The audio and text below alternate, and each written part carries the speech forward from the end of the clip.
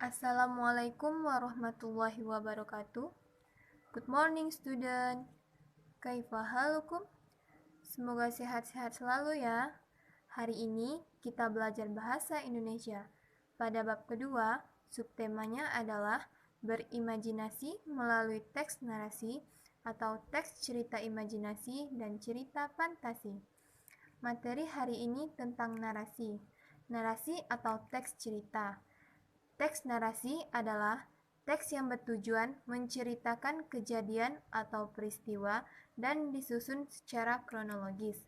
Contohnya seperti cerpen, novel, komik, dongeng, dan cerita lainnya.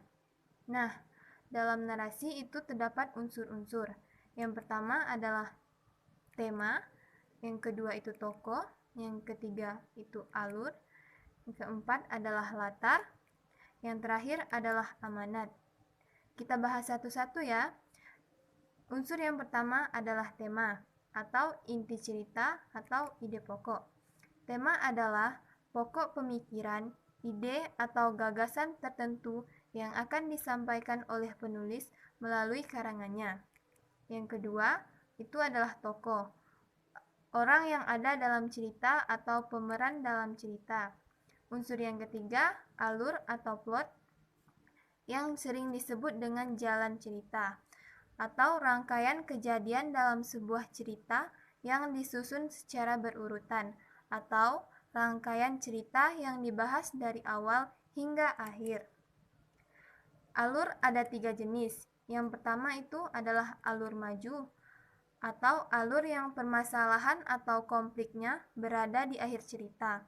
Peristiwanya bermula dari masa awal hingga masa akhir, sesuai dengan urutan waktu. Alur kedua adalah alur mundur, atau alur yang menceritakan tentang masa lampau atau masa lalu. Peristiwanya diceritakan dari masa lalu hingga ke masa kini dengan waktu yang tidak sesuai atau tidak berurutan. Alur ketiga yaitu alur campuran atau alur maju mundur.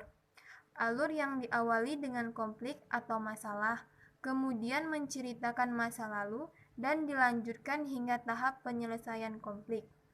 Latar. Terdapat 3 jenis latar. Yang pertama itu latar waktu. Waktu di mana tokoh atau pelaku melakukan sesuatu pada saat kejadian atau peristiwa dalam cerita. Contohnya itu seperti pagi, siang, sore, malam.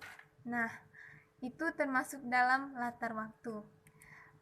Latar yang kedua itu latar tempat, atau tempat terjadinya peristiwa yang dialami tokoh dalam cerita.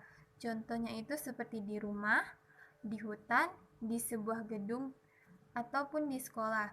Nah, itu menjelaskan latar tempat dalam sebuah cerita. Latar terakhir adalah suasana, yaitu situasi atau keadaan yang terjadi terhadap tokoh dalam cerita.